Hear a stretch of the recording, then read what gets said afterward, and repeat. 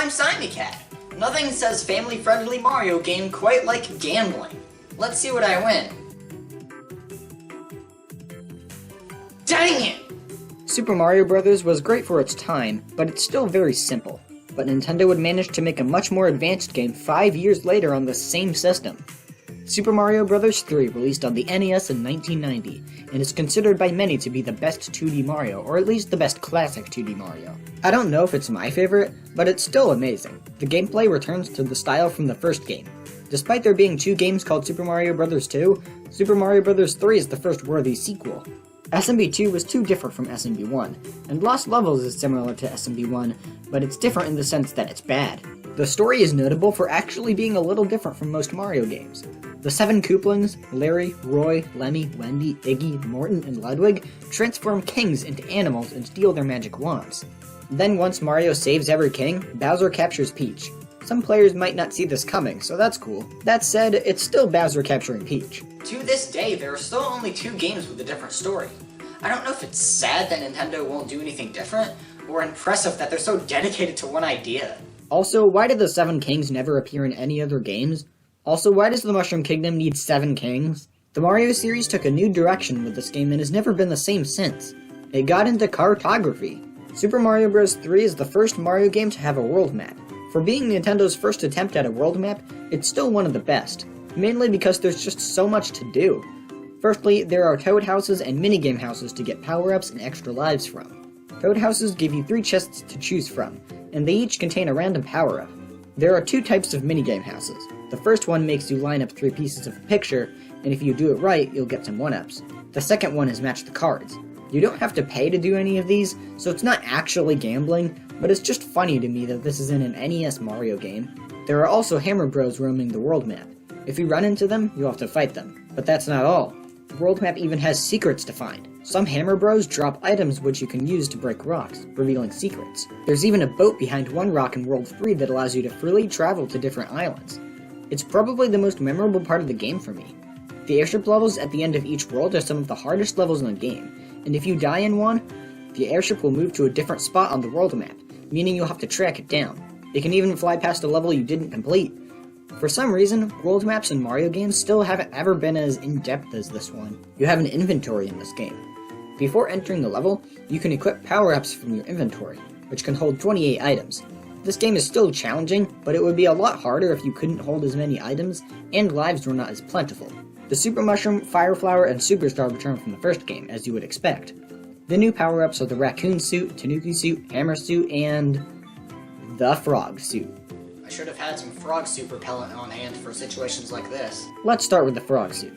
At first, the Frog Suit seems like it would be a good power-up because it allows you to swim more efficiently underwater. But on land, it makes the controls way worse. It's one of the worst designs for a power-up I've ever seen. The Raccoon Suit allows you to flick your tail to attack enemies and fly if you build up enough speed. The Tanuki Suit is the same thing except you can turn into an invincible statue for a short while. The Hammer Suit lets you, well, throw hammers.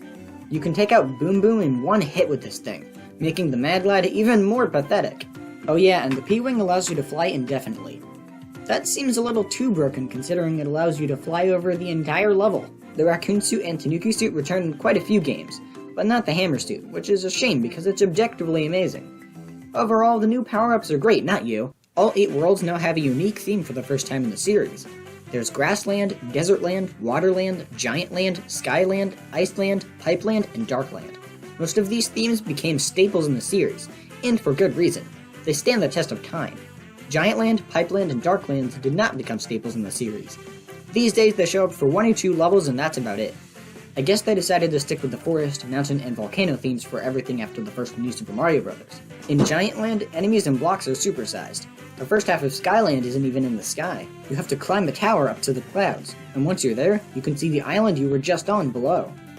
It's so impressive that this game is on the same console as the original Super Mario Bros. And Iceland has the creepiest music for some reason. Ice and snow is not inherently creepy, so this music is really out of place. Unless, of course, you have a fear of snow and ice. The controls are much better than the first game. Instead of getting very little momentum when you jump, here you can gain momentum in the air at any time by pressing the run button. It's not as gradual as later games, so the extra momentum can lead to missed into jumps, but it's a huge step in the right direction. While the level design in SMB1 was just an assortment of well-placed blocks and enemies in a straight line, the level design in SMB3 is much more creative and advanced.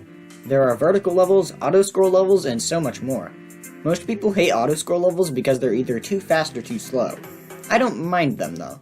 They're not my favorite levels, but they're not offensive. Since you can fly with the raccoon and tanuki suits, there are a lot of secrets in the sky. There are so many ways to find 1-ups in this game. There are also some new enemies, like Chain Chomp and Spike. The design philosophy behind Super Mario Bros. 3 and every platformer that came after it is actually pretty simple. Every level has a unique mechanic, enemy, or idea that is introduced in a safe environment at the start of the level, combined with other ideas in the middle, and turned into one final challenge using everything you've learned at the end. This way, every level can be fun and engaging, but also unique. But in a game with 80 levels, it's difficult to make every single one of them good. Siamecat, would you be our test subject for today? Gladly. Okay, good. Now go through this door.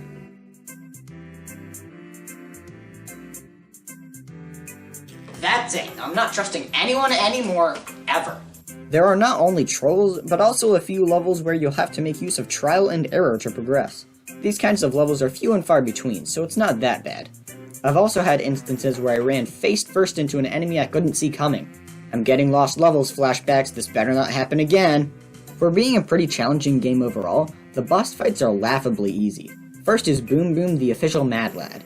He appears over a dozen times, and all you have to do every single time is jump on him 3 times. The Koopalings are a little harder, but you still only have to jump on them 3 times. It wouldn't be a 2D Mario without the ability to skip to the end of the game. Crouching on this white platform in 1-3 for 5 seconds lets you go into the background and obtain a warp whistle. You can also get another warp whistle in one castle. Using the 2 warp whistles will take you to World 8. As cool as this game is not fun to speedrun because World 8 reeks of auto-scrollers. Super Mario Bros. 3 is easily one of the most impressive Mario games, simply because it's aged extremely well for an NES game. Much of what Mario is wasn't made final until this game. Is it my favorite classic 2D Mario? Well, it's hard to say, because the last one, Super Mario World, is just as great, if not better. So I managed to get the frog suit banned in 49 states. However, the state I live in is the one that hasn't decided. Not everyone is on board, so because I'm the one who started the movement, I can't show my face to the government. And you know what that means? I'm wanted!